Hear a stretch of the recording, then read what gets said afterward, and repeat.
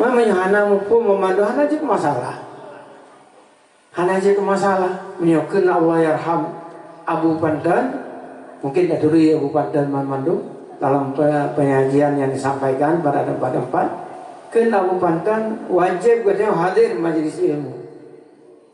Hana mupu kahang. Sehingga dapat derukok pijit berada.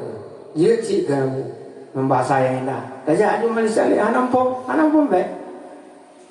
Kan menang surah di hanam pom kali pertama. Kedua kali kabrani. Apalagi timbul pertanyaan bagian pahala Abu Bayu. Pertanyaan apa? Fas'alu ahla zikri in kuntum la ta'lamun. Sehingga kita baca dalam Ihya soal itu wajib. Bahkan soal itu adalah ta'allum.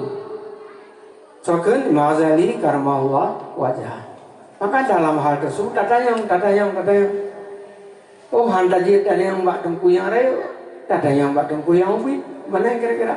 Maka variasi yang sumber-sumber di Aceh ini variasi dari kalangan ulama Tuhan sampai kalangan kepada ulama-ulama muda.